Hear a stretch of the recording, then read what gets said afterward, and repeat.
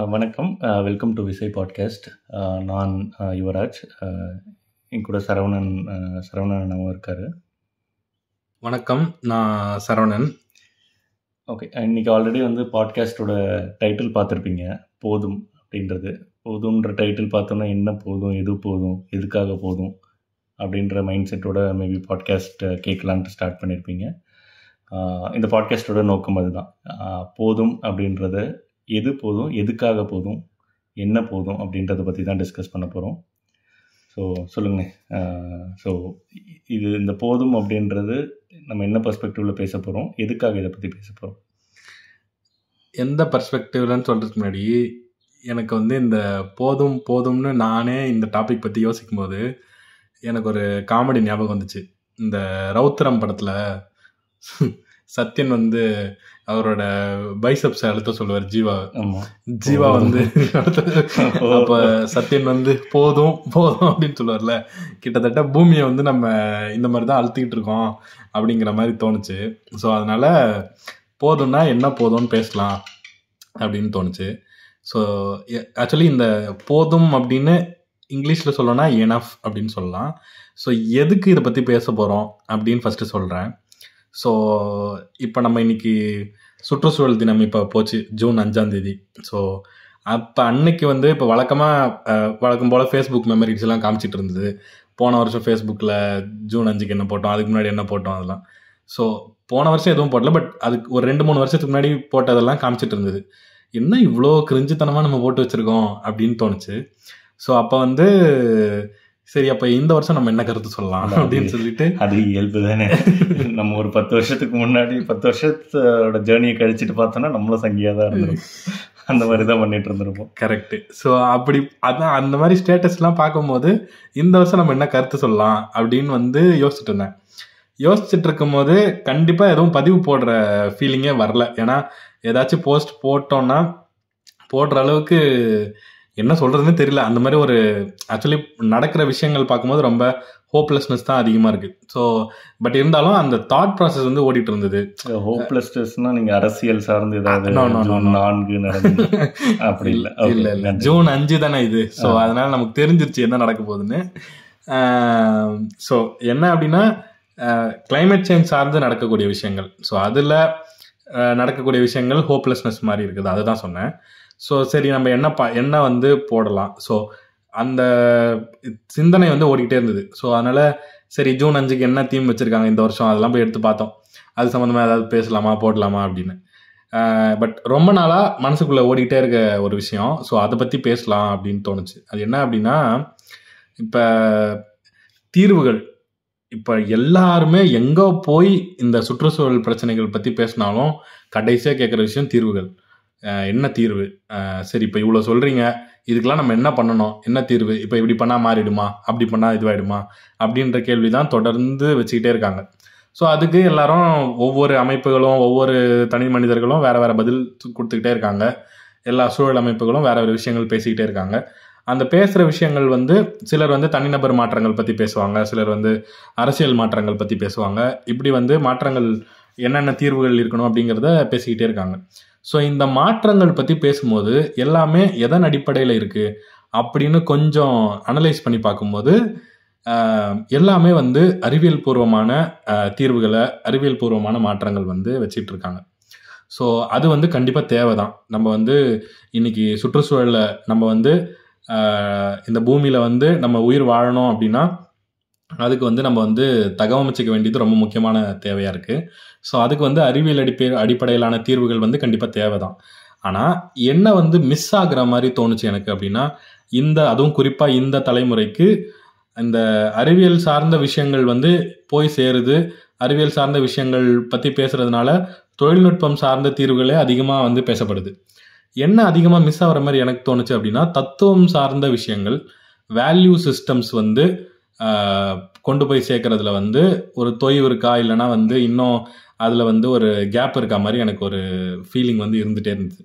So அப்படி பார்க்கும்போது அப்போ அறிவியல்னா என்ன, தத்துவம்னா என்ன, சுற்றுச்சூழல் தீர்வுகளுக்கு அறிவியல் சார்ந்து என்ன பேச முடியும், தத்துவம் சார்ந்து என்ன பேச முடியும் அப்படிங்கிற மாதிரி தாட்ஸ் போயிட்டே இருந்தது. ஸோ அப்போ தான் ஒரு ஒரு ஸ்பீச்சில் வந்து வில் டியூரண்ட் அப்படிங்கிற ஒருத்தர் எழுதின ஒரு புத்தகத்தில் அறிவியல் தத்துவம் பற்றி அவர் என்ன சொல்லியிருக்காரு அப்படிங்கிறத கேள்விப்பட்டேன். ஸோ அது என்ன அப்படின்னா, நாம் வந்து என்ன செய்யணும் அப்படிங்கிறத பற்றி சொல்கிறது தான் தத்துவமாக இருக்கணும், அதை எப்படி செய்யணுங்கிறத சொல்கிறது தான் வந்து அறிவியலாக இருக்கணும் அப்படிங்கிறது மாதிரி அவர் சொன்னார் அப்படின்னு. இந்த ஒரு வரி வந்து என்னை ரொம்ப சிந்திக்க தூண்டிக்கிட்டே இருந்தது. ஸோ அப்போ வந்து சுற்றுச்சூழல் சார்ந்து நம்ம தீர்வுகள் வைக்கும்போது நம்ம என்ன செய்யணும், எப்படி செய்யணும் எல்லாமே வந்து சூழலியல் அடிப்படையிலே அறிவியல் அடிப்படையிலே இருக்குது. பட் நம்ம என்ன செய்யணுங்கிற விஷயத்துக்கு வந்து தத்துவத்துடைய தேவைகள் வந்து இருக்க மாதிரி தோணுச்சு. அப்போ இப்போ இவ்வளோ பேசுனதுனால என்ன ரொம்ப நேரம் புரியாமையே பேசிக்கிட்டு இருக்காங்க அப்படிங்கிற மாதிரி தோணும். ஸோ அதனால் தத்துவம்னா என்ன சொல்ல வரோம் அப்படின்னா, நம்ம தனி மனிதராகவும் சரி, இல்லை வந்து என்ன சொல்கிறது, ஒரு நிறுவனமாகவும் சரி, என்ன மாதிரியான நம்ம கோபிநாத் மாதிரி சொல்லணும்னா விழுமியங்கள் வந்து என்ன வேல்யூஸ் வந்து நம்ம கேரி பண்ணணும் அப்படிங்கிறது வந்து முக்கியம் அப்படின்ற மாதிரி தோணுச்சு. ஸோ அதுக்கு நிறைய இருக்குது, நிறைய விழுமியங்கள். அண்ட் இது எதுவும் புதுசும் கிடையாது, நம்ம காலங்காலமாக பேசிக்கிட்டு இருக்க விஷயம்தான், வெவ்வேறு தத்துவங்களில் பேசிக்கிட்டு இருக்க விஷயம்தான். வெவ்வேறு மதங்களும் சரி, வெவ்வேறு அரசியல் கோட்பாடுகளும் பேசிகிட்டு இருக்க தத்துவம் தான். பட் அந்த தத்துவம் சுற்றுச்சூழல் தீர்வுகளுக்கு எப்படி பயனளிக்கும் அப்படிங்கிறத மாதிரி பேச வேண்டிய தேவை இருக்குது அப்படின்னு தோணுச்சு. அதில் நம்ம இப்போ தனிநபர் அப்படின்னு எடுத்துக்கிட்டோம் அப்படின்னா, அறம் அப்படிங்கிறதா இருக்கட்டும், இல்லை ஆசை, அப்புறம் வந்து தன்னை அறிதல், செல்ஃப் அவேர்னஸ் அப்படிங்கிறதா இருக்கட்டும், இது எல்லாமே முக்கியமான விழுமியங்களாக பார்க்குறோம். இதெல்லாம் சுற்றுச்சூழலுக்கு தீர்வளிக்கக்கூடிய விஷயங்களாக இருக்கும். நிறுவனம் அப்படின்னு வரும்போது ஜனநாயகம், அதாவது டெமோக்ராட்டிக்காக இருக்கிறது, அப்புறம் வந்து ஸ்மால் இஸ் பியூட்டிஃபுல், அதாவது சிறியதே அழகு அப்படிங்கிற மாதிரி. ஸோ இந்த மாதிரி வேல்யூஸ் வந்து சுற்றுச்சூழல் தீர்வுகளுக்கு நிறுவனங்களுக்கு இருக்க வேண்டிய தத்துவங்களாக பார்க்குறோம். ஸோ அந்த மாதிரி நிறைய விஷயங்கள் இருக்குது. அதில் இன்னைக்கு வந்து போதும் அப்படிங்கிற விஷயத்தை பற்றி பேசலாம் அப்படின்னு தோணுச்சு. ஸோ அதுக்கு தான் இந்த பாட்காஸ்ட். ஒரு டவுட் என்னன்னா வந்து, சுற்றுச்சூழல் பிரச்சனை அப்படின்றதே அறிவியல் சார்ந்த பிரச்சனை இல்லையா? அப்போ அதுக்கான தீர்வுகள் அறிவியல் சார்ந்து தானே இருக்கணும். இன்றைக்கி வந்து கிளைமேட் சேஞ்ச் பற்றி பேசுகிறோன்னா, கிளைமேட் சேஞ்ச் அப்படின்றது பெரும்பாலும் அது வந்து ஒரு சயின்டிஃபிக் பிரச்சனையாக தானே பார்க்கப்படுது. அப்போது அதுக்கான தீர்வுகள் சயின்டிஃபிக் தீர்வுகளாக இல்லாமல் அது எப்படி ஃபிலாசபிக்கலாவோ இல்லை கருத்து விழுமியங்கள் சார்ந்தோ அதுக்கான தீர்வுகள் எப்படி இருக்க முடியும்? இல்லை, நான் எப்படி பார்க்குறேன் அப்படின்னா, இப்போ வந்து இந்த இயற்கை வளங்கள், அதாவது இங்கே சிக்கல், நம்ம சுற்றுச்சூழல் சார்ந்த சிக்கல்னு சொல்கிற விஷயமே என்னவா இருக்குது அப்படின்னா, இயற்கை வளங்கள், அந்த இயற்கை வளங்களை எப்படி வந்து நம்ம சமமாக பங்கிட்டுக்கிறோம், இல்லை அது எப்படி வந்து சம வாய்ப்புகள் வந்து எல்லாருக்கும் கிடைக்குது அப்படிங்கிறது தான் இங்கே சிக்கலாக இருக்குது. ஸோ அதை வந்து அறிவியல் சார்ந்து நம்ம அணுகிறத விட, இப்போ கொஞ்சம் அரசியலாக சொல்லணும் அப்படின்னா, இப்போ அம்பேத்கர் வந்து எப்பவுமே சொல்லுவார் இல்லையா, லிபர்ட்டி, ஈக்குவாலிட்டி, ஃப்ரெட்டர்னிட்டி, அந்த 3 விஷயத்துலேயே ஃப்ரெட்டர்னிட்டிங்கிறது தான் ரொம்ப முக்கியமான விஷயம். எப்படி ஒரு சகோதரத்துவத்தோட இருக்கும் அப்படிங்கிறது தான் ரொம்ப முக்கியம். அதுதான் டெமோக்ரஸிக்கு ஹெல்ப் பண்ணும். ஸோ நம்ம வந்து எல்லாரையும் சமமாக நடத்தணும் அப்படின்னா அந்த சகோதரத்துவம் அப்படிங்கிற வேல்யூ வந்து ரொம்ப ரொம்ப இம்பார்ட்டன்ட் அப்படின்னு. ஸோ அப்படி தான் நானும் வந்து இந்த விழுமியங்களும் பார்க்குறேன். ஸோ இந்த விழுமியங்களை ஒருத்தர் கேரி பண்ணும்போது தான் இந்த இயற்கை வளங்களை எப்படி வந்து நம்ம சமமாக பங்கிட்டுக்கிறோம், சம வாய்ப்புகள் எல்லாருக்கும் கொடுக்கறதுக்கு ஹெல்ப் பண்ணுறோம் அப்படிங்கிறதுக்கு தேவையாக இருக்கும் அப்படின்னு நினைக்கிறேன். ஓகே ஓகே சரி, ஓகே. நான் இப்போ போதும் அப்படின்னா என்ன போதும், எது போதும்னு சொல்கிறீங்க? இப்படி உடனடியாக கேட்டால் பொறுத்தது போதும் அப்படின்னு கூட நான் சொல்லுவேன். அது வந்து சுற்றுச்சூழலுக்கும் சொல்லலாம், இல்லை நம்மளும் நம்ம போதும் பொறுத்தது போதும் நம்ம பொங்கி எழுந்து கொஞ்சம் பாட்காஸ்ட்லாம் பண்ணுவோம் அப்படின்னு சொல்லலாம்.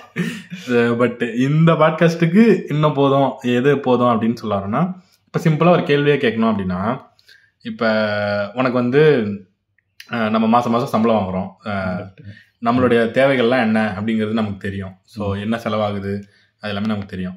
ஸோ எவ்வளோ சம்பளம் இருந்தால் போதும் அப்படின்னு நீ நினைக்கிறேன்? உனக்கு? எனக்கா? இல்லை, அப்படி சொல்லிட முடியாதுல்ல. ஓகே, மேபி இல்லை, ஆக்சுவலாக தெரியலன்றதான் சொல்ல முடியும். ஏன்னா இப்போ இன்றைக்கி நான் எவ்வளோ சம்பளம் வாங்குறேனோ அதுக்கான செலவுகள் நடந்துட்டு தான் இருக்குது. ஒரு வருஷத்துக்கு முன்னாடி இதோட கம்மியான சம்பளம் இருந்தது. பட் அதுக்கான எக்ஸ்பென்சஸ் நடந்துட்டு தான் இருந்தது, செலவுகள்லாம் நடந்துட்டு தான் இருந்தது. ஒரு 3 வருஷத்துக்கு முன்னாடி எவ்வளோ சம்பளம் வாங்கணும் அதுக்கேற்ற மாதிரியான செலவுகள் நடந்துட்டு தான் இருந்தது. ஸோ அப்படி இருக்கும்போது சம்பளம் எவ்வளோ போதும் அப்படின்றது அவ்வளோ கான்க்ரீட்டாக டிஃபைன் பண்ண முடியல. ஓகே, ஸோ இப்போ இதே கேள்வியே இப்போ நம்ம இங்கே கேட்டுக்கிட்டு இருக்க எல்லாருமே கூட யோசிக்கலாம். நம்ம பெரும்பாலும் இந்த கேள்வியை எத்தனை பேர் நம்ம கேட்டிருக்கோம்னு தெரியல. ஸோ இப்போ நான் நிறைய தடவை கேட்டிருக்கேன். ஸோ இப்போ நீ சொன்ன அதே சிக்கல் தான் இப்போ எனக்கு இருக்கும். நம்ம ஒவ்வொரு வருஷமும் சம்பளம் ஏறிக்கிட்டே இருக்கு, ஆனால் தேவைகள் செலவுகள் குறைஞ்ச மாதிரி இல்லை நம்ம சேவிங்ஸ் அப்படிங்கிற பாயிண்ட்டுக்கு போகிற மாதிரியே தெரியல, அப்படியே தான் இருந்துகிட்டே இருக்கு. அப்போ நமக்கு எது போதும், எவ்வளோ சம்பளம் தான் நமக்கு போதும் அப்படிங்கிற கேள்வி இருந்துக்கிட்டே இருக்கு.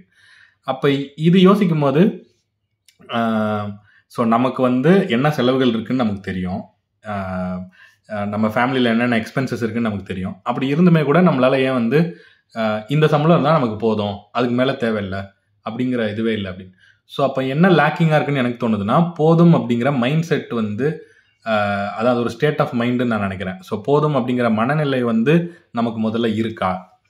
அப்படி இல்லாத பட்சத்தில் தான் நம்ம ஓவர் கன்சம்ஷன் அப்படிங்கிற விஷயத்துக்குள்ளேயே தள்ளப்படுறோம் அப்படின்னு தோணுது. அந்த ஓவர் கன்சம்ஷனுக்கு நிறைய காரணிகள் இருக்கலாம். ஸோ அட்வர்டைஸ்மெண்ட்ஸாக இருக்கட்டும், நம்மளை ஈர்க்கக்கூடிய நிறைய விஷயங்களாக இருக்கும், பியர் ப்ரெஷராக இருக்கும், நிறைய காரணங்கள் இருக்கும். ஸோ அதனால் அந்த ஓவர் கன்சம்ஷன் இருக்கும். ஸோ அந்த ஓவர் கன்சம்ஷன் இத்தனை காரணங்கள் இருந்தாலுமே பட் நாம் எப்போ கண்ட்ரோலாக இருக்க முடியும்னு எனக்கு தோணுது அப்படின்னா, நாம் ஒரு செல்ஃப் அவேர்னஸ், தன்னை அறிதல் அப்படிங்கிற ஒரு விஷயம் இருந்துச்சு அப்படின்னா, எனக்கு என்ன தேவை அப்படிங்கிற ஒரு விஷயம் இருந்துச்சுன்னா கண்டிப்பாக அந்த போதும் அப்படிங்கிற மனநிலை இருக்கும்னு தோணுது. அந்த போதுங்கிற மனநிலை இருக்கும்போது கண்டிப்பாக நம்மளுடைய ஓவர் கன்சம்ஷன் கம்மியாகும் அப்படிங்கிறது தோணுது.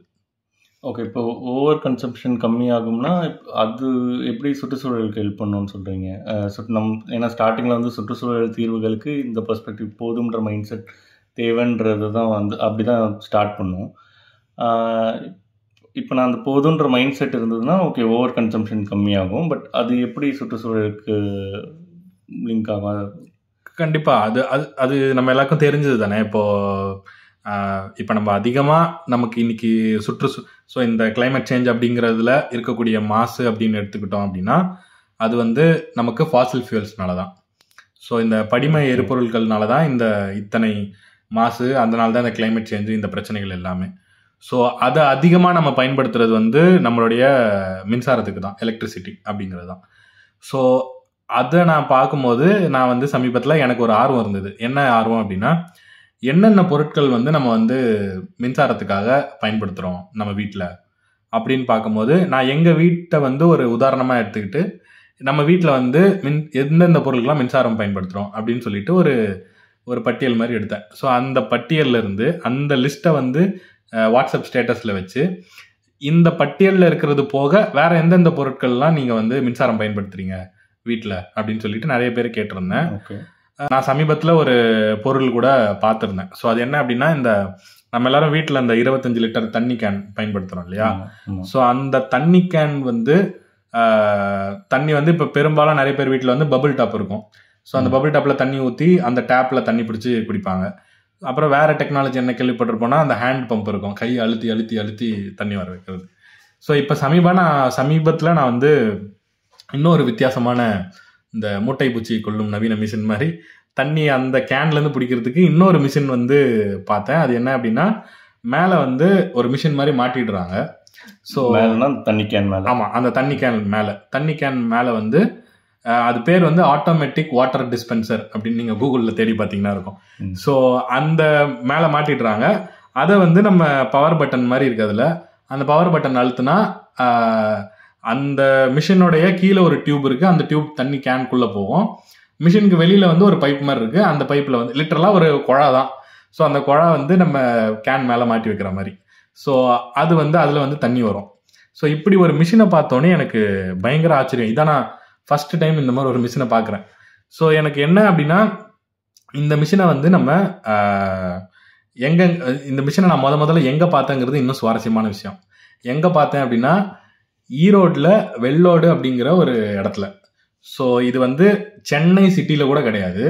ஐ மீன் சென்னை சிட்டியில் இந்த பொருள் இருக்குது. நான் பார்த்தது சென்னை சிட்டியில் கூட இல்லை, ஈரோட்டில் இருக்கக்கூடிய அது என்ன சொல்றது, ஒரு டவுன் பஞ்சாயத்துன்னு கூட சொல்ல முடியாது. ஸோ ரொம்ப ரொம்ப சின்ன கிராமம். ஸோ அந்த இடத்துல வந்து இந்த பொருள் வந்து அவைலபிளா இருந்தது. சரி, இப்போ நான் இந்த பொருள் வந்து யார் யார் வீட்டிலலாம் இருக்கு அப்படின்னு சொல்லிட்டு சும்மா கேட்டேன். ஸ்டேட்டஸ்லேயே வச்சு கேட்டிருந்தேன் இந்த பொருள். ஸோ அப்போ நிறைய பேர் பதில் அனுப்புனாங்க. அதில் அனுப்பின 2-3 பேர்கிட்ட ஏன் இந்த பொருள் வச்சுருக்காங்க அப்படின்ற ஒரு கேள்வியும் கேட்டேன். ஸோ இப்போ அந்த பொருள் வந்து தண்ணி பிடிக்கிறதுக்கு நம்ம வீட்டில் வந்து அந்த பபுள் டாப் இருக்குது, அந்த டேப் வச்ச தண்ணி இருக்குது, நம்ம டேப்பை திறந்து தண்ணி பிடிச்சி குடிச்சிக்கலாம். எதுக்காக இந்த மிஷின் வாங்கியிருக்காங்க அப்படின்ட்டு கேட்கணும்னு ஆர்வம் எனக்கு இருந்தது. ஸோ நான் போய் கேட்டேன். கேட்கும்போது ஒரு நண்பர் என்ன சொன்னார் அப்படின்னா, எனக்கு தெரியல, எங்கள் அம்மா வீட்டில் வாங்கி வச்சுருக்காங்க அப்படின்ற மாதிரி சொன்னார். ஸோ தெரியலங்கிறது ஒரு பதிலாக இருந்தது. இன்னொரு நண்பர்கிட்ட, காலேஜ் ஃப்ரெண்ட் ஒருத்தர் இருந்தார், அவர்கிட்ட கேட்கும்போது இந்த பபுள் டாப் இதில் வந்து பாசி பிடிச்சிருது அப்பப்போ, அதனால நாங்கள் வந்து இந்த மிஷின் வாங்கியிருக்கோம் அப்படிங்கிற மாதிரி சொன்னார். இந்த மாதிரி சொன்ன நிறைய பேர் பதில் சொன்னாங்க.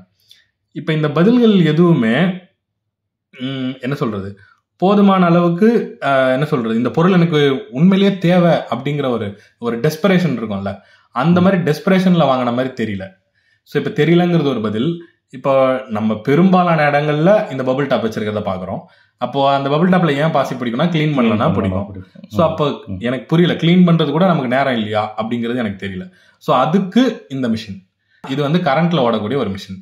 ஸோ இந்த மிஷின் வந்து அப்பப்போ வந்து சார்ஜ் கம்மியாயிரும், சார்ஜ் போயிடும், இது நம்ம சார்ஜ் போட்டு சார்ஜ் ஏற்றணும். அப்போ இதுக்கு நம்ம வந்து கரண்ட் வந்து செலவிடுறோம். ஸோ இந்த ஒரு விஷயம் இருக்கு இல்லையா. அப்போ இது வந்து ஒரு சின்ன உதாரணம் தான். இந்த மாதிரி எத்தனை பொருட்கள் இருக்கு, எத்தனை பொருட்களுக்கு நம்ம வந்து கரண்ட்டை வந்து செலவு பண்றோம் அப்படின்னு. இதுல இன்னொரு முக்கியமான விஷயம் வந்து இப்போ வந்து இது வந்து எங்க இருக்கு அப்படின்னா வெள்ளோடுங்கிற ஒரு இடத்துல. ஸோ இது வெள்ளோடுல இருந்தாலும் சரி, சென்னையில இருந்தாலும் சரி, எங்க வாங்கினாலும் சரி, தேவையில்லாத அணிதான்.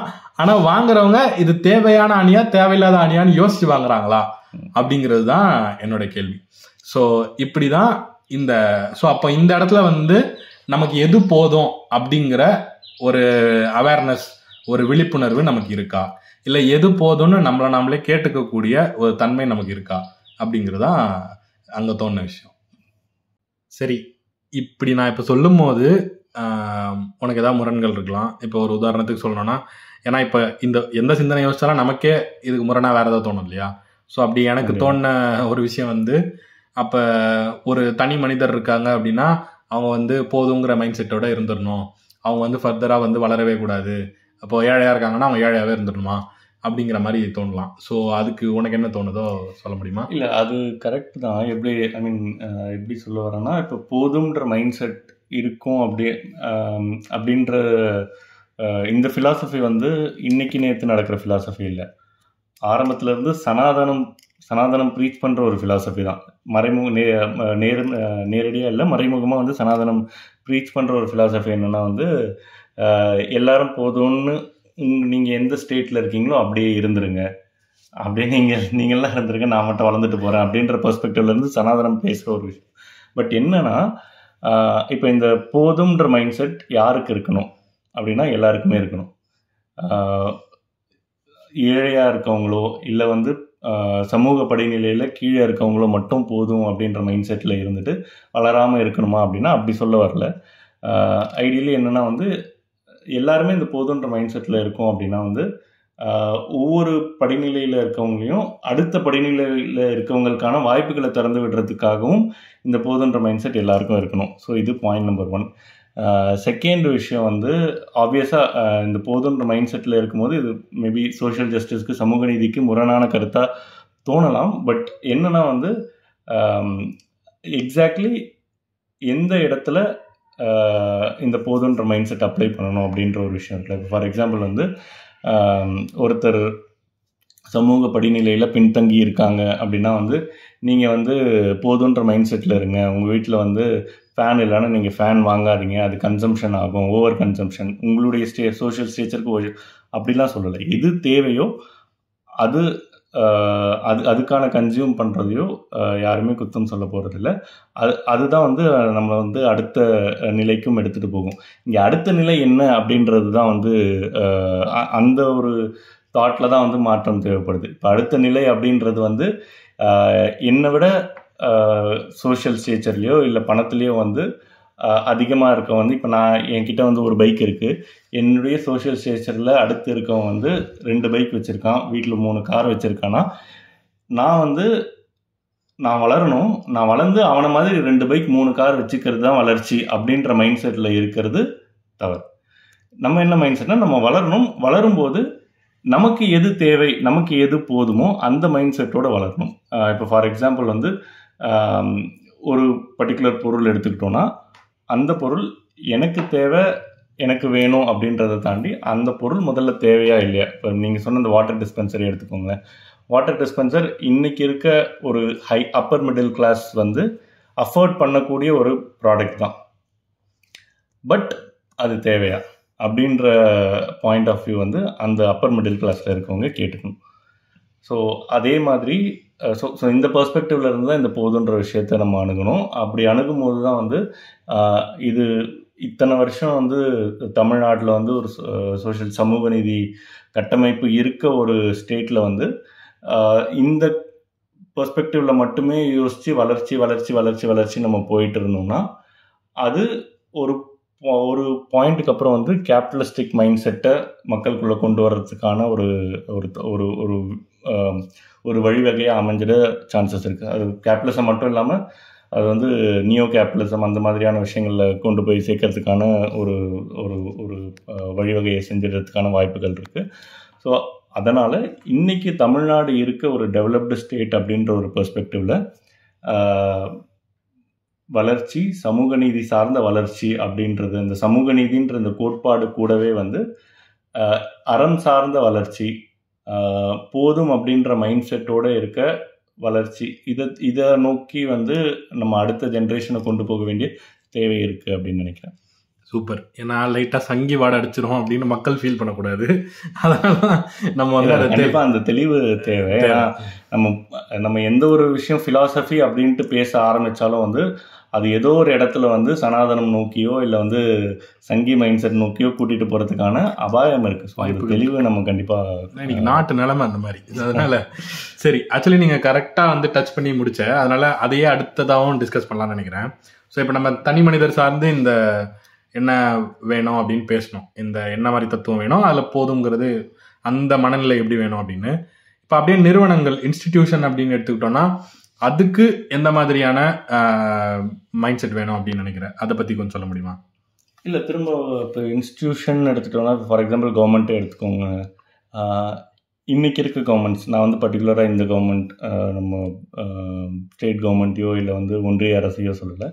பொதுவாக எந்த கவர்மெண்ட், எந்த ஒரு கண்ட்ரி இல்லை எந்த ஒரு இன்ஸ்டிடியூஷன், ஃபார் எக்ஸாம்பிள் கம்பெனிஸ், அந்த மாதிரியான இன்ஸ்டிடியூஷன்ஸ் எடுத்துக்கிட்டாலும் எல்லாரும் வச்சுருக்க யார்ட் ஸ்டிக் என்ன, வளர்ச்சிக்கான யார்ட் ஸ்டிக் என்னென்னா அது திரும்ப பணம் அப்படின்ற ஒரு விஷயத்துக்குள்ளே தான் கொண்டு போகுது. ஃபார் எக்ஸாம்பிள் வந்து ஒரு கம்பெனிக்கு வந்து இன்றைக்கி இந்த வருஷம் நான் எவ்வளோ ப்ராஃபிட் பண்ணுறனோ அதை விட அடுத்த வருஷம் அதிகமாக ப்ராஃபிட் பண்ணேன்னா வளர்ந்துட்டேன் அப்படின்ற ஒரு யார்ட் ஸ்டிக் வச்சுருக்காங்க.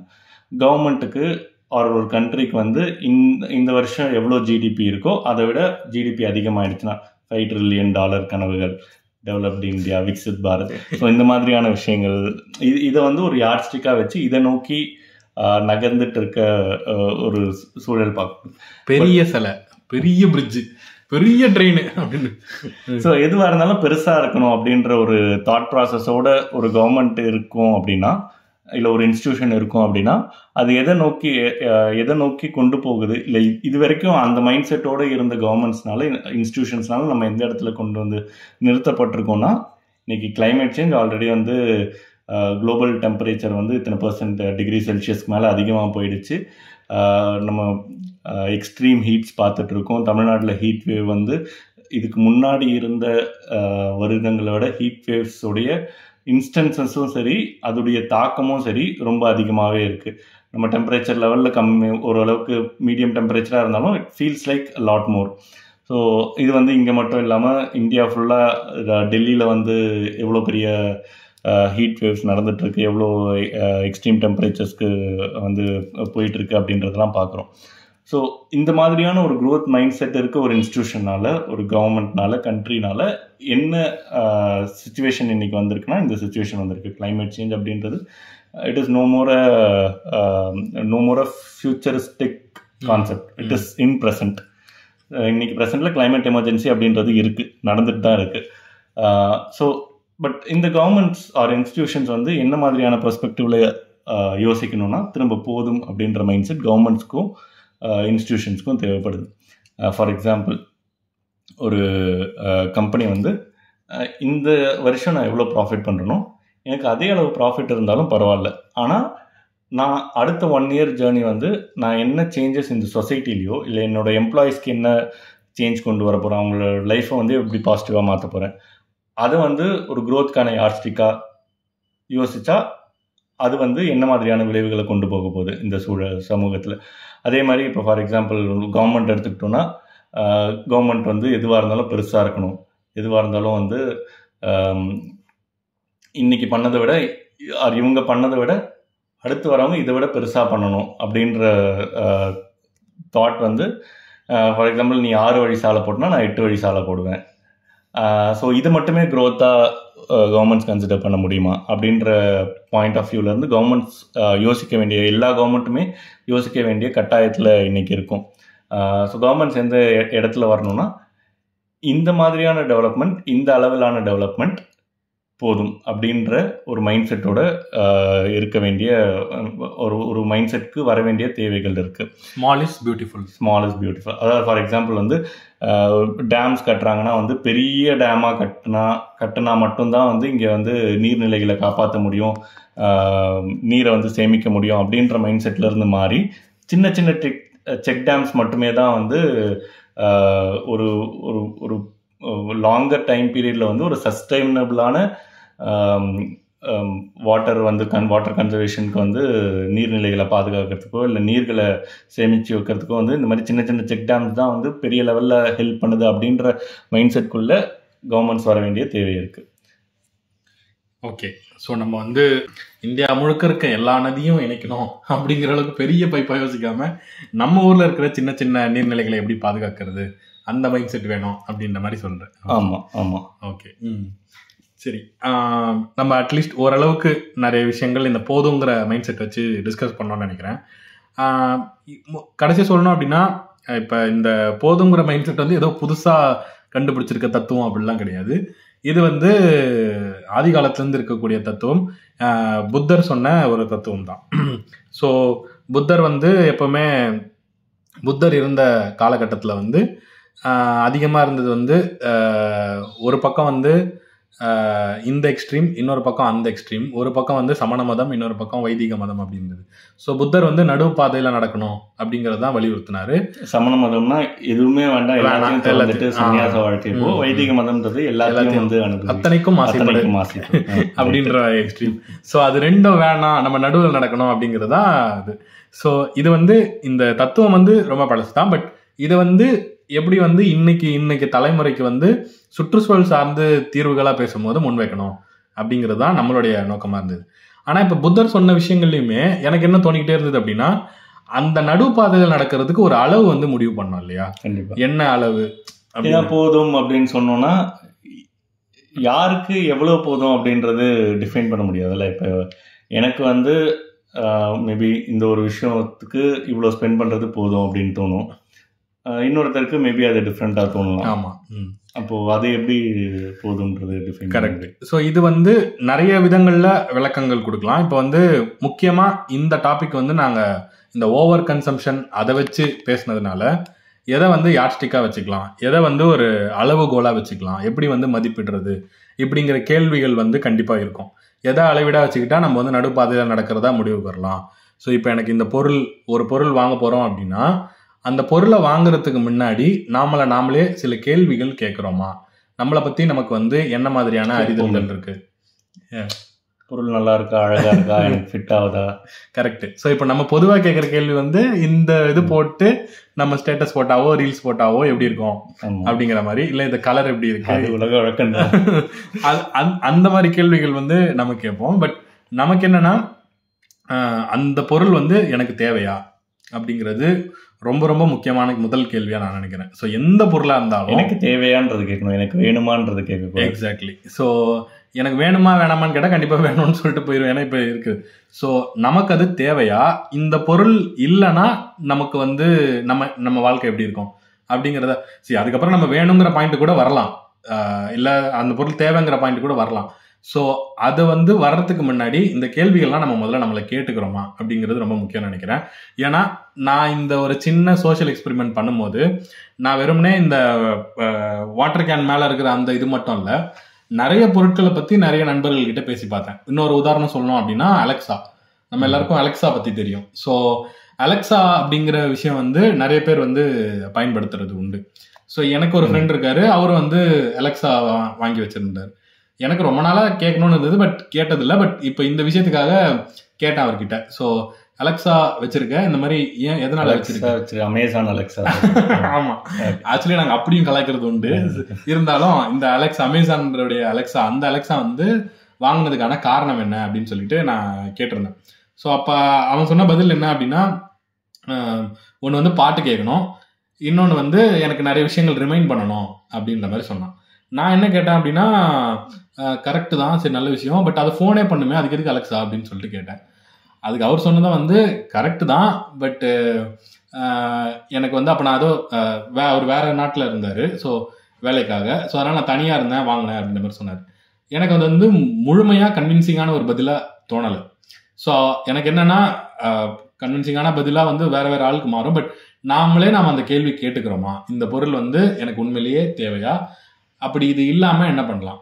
ஸோ இந்த பார்வை, இந்த கேள்வி நம்ம கேட்கணும்னா ஒரு பொருளை நாம் எப்படி மதிப்பிடணும் அப்படிங்கிறதுக்கு ஒரு யாட்ஸ்டிக் வேணும். ஸோ அந்த யாட்ஸ்டிக் தான் என்ன அப்படின்னா, எல்லா பொருளுக்குமே ஒரு தேவை இருக்கும், அதாவது யூஸ் இருக்கும். எல்லா பொருளுக்குமே ஒரு யூஸ் இருக்குது. ஸோ எந்த பொருளும் யூஸ் இல்லாமல் யாரும் ப்ரொடியூஸ் பண்ணல, எல்லா பொருளுமே யூஸ் பண்ணுறோம். பட் நம்ம ஒரு பொருளோட யூஸை வந்து அந்த பொருளுக்கு என்ன யூஸ் இருக்கு அப்படிங்கிற அந்த பொருளை தனியாக வச்சு மட்டும் பார்க்கக்கூடாது. இப்போ நான் சொன்ன மாதிரி அந்த தண்ணி கேன் மேலே வைக்கக்கூடிய அந்த மிஷின் இருக்கு இல்லையா, அதுக்கு ஒரு யூஸ் இருக்கு, அது தண்ணி வரும், அது ஒரு யூஸ் தான். சுவிட்ச் போட்டால் தண்ணி, ஆமாம், சுவிட்ச் போட்டால் தண்ணி வருங்கிறது ஒரு யூஸ் தான். அதனால அந்த பொருள் யூஸ்ஃபுல்லாக யூஸ் ஆகுதா இல்லையா அப்படிங்கிற பெர்ஸ்பெக்டிவ்ல இருந்து இல்லை அந்த பாயிண்ட் ஆஃப் வியூல இருந்து பார்த்தா கண்டிப்பாக அது யூஸ்ஃபுல் தான். பட் நாம எந்த பாயிண்ட் ஆஃப் வியூல இருந்து ஒரு பொருளை பார்க்கணும் அப்படின்னா, அந்த பொருள் வந்து பரந்த அளவில் பயனுள்ளதா இருக்கா. பரந்த அளவுனா என்னது அப்படின்னா, சமூகத்துக்கு பயனுள்ளதா இருக்கா, சொசைட்டி அட் லார்ஜ். ஆமாம், சொசைட்டி அட் லார்ஜுக்கு அது என்ன ஹெல்ப் பண்ணுது, இல்லை இந்த சுற்றுச்சூழலுக்கு என்ன மாதிரியான பாதிப்பை ஏற்படுத்துது. இப்போ இதுக்கு வந்து நம்ம பெரிய ஆராய்ச்சிலாம் பண்ண வேண்டாம். இப்போ ஒரு பொருள் தயாரிக்கிறாங்கன்னா அது எதுலேருந்து வருது, அதுக்கு எவ்வளோ வந்து கார்பன் எமிஷன் ஆகுது, அவ்வளோ டீட்டெயில்டு ஆராய்ச்சி கூட போக வேண்டாம். நம்ம சிம்பிளாக அந்த பொருளை வந்து எடுத்து அதை எதில் பண்ணியிருக்காங்க, அந்த பொருள்னால எவ்வளோ கரண்ட் செலவாகும், அதுக்கு பதிலாக நம்ம வேற என்ன பண்ண முடியும், இந்த மாதிரி சின்ன சின்ன கேள்விகள் கேட்டாலே அந்த பொருள் வந்து தேவையா தேவையில்லையா அப்படிங்கிற carbon food print, virtual water, அந்த அளவுக்கு யோசிக்க வேண்டாம், அவ்வளோலாம் போக வேண்டாம். வெர்ச்சுவல் வாட்டர் இதுக்கு எவ்வளோ தண்ணி செலவு பண்ணியிருப்பாங்க, அந்த அளவுக்குலாம் டீட்டெயிலாக கூட போக வேண்டாம். இந்த மாதிரி நம்ம வெர்ச்சுவல் வாட்டர், அதாவது என்ன சொல்றது, கார்பன் ஃபுட் பிரிண்ட், இந்த மாதிரி சயின்டிஃபிக்கா போகும்போது தான் மக்களுக்கு இதை கொண்டு போய் சேர்க்கறதுல இன்னும் தாமதம் இருக்கும்னு கூட எனக்கு தோணுது. இல்லை, தாமதம்ன்ற சொல்றதை விட சயின்டிஃபிக்கா ஒரு விஷயங்களை கண்டிப்பாக அணுகணும். எல்லா பிரச்சனைகளுக்கான தீர்வுகள் சயின்டிஃபிக்காக தேட வேண்டிய அவசியம் இருக்கு. ஆனால் அது சயின்டிஃபிக்காக மட்டுமே முன் வைக்கிறதுனால சம்வேர் மக்கள் வந்து அந்த இடத்துல இருந்து அந்நியப்பட்டு போயிடுறாங்கன்ற ஒரு ஃபீலிங். எக்ஸாக்ட்லி. ஸோ அந்த மாதிரி உணர்வு தான் எனக்கும் இருக்கு. ஸோ அந்த மாதிரி சயின்டிஃபிக்கா, ஏன்னா அது வந்து நீ சொன்ன மாதிரி கண்டிப்பாக சயின்டிஃபிக்காக அணுகணுன்றதுல மாற்று கருத்து இல்லை. ஏன்னா அப்போதான் நம்ம சரியான பாதையில் நடக்கிறோமான்றது தெரியும். ஆனால் அப்படி நம்மளோட பிரச்சாரங்கள் எல்லாமே அந்த தொனியில் இருக்கிறதுனாலே என்னமோ மக்கள் அந்நியப்பட்டு போயிடுறாங்க, இல்லை அவங்ககிட்ட கொண்டு போய் சேர்க்கறதுக்கே ரொம்ப தாமதமாகுது அப்படிங்கிற மாதிரி தோணுது. அதனால தத்துவ ரீதியாக இந்த மாதிரி கொண்டு போகணும்னா கொஞ்சம் இந்த மாற்றங்கள் கொஞ்சம் விரைவில் வரும் அப்படிங்கிற ஒரு நம்பிக்கை.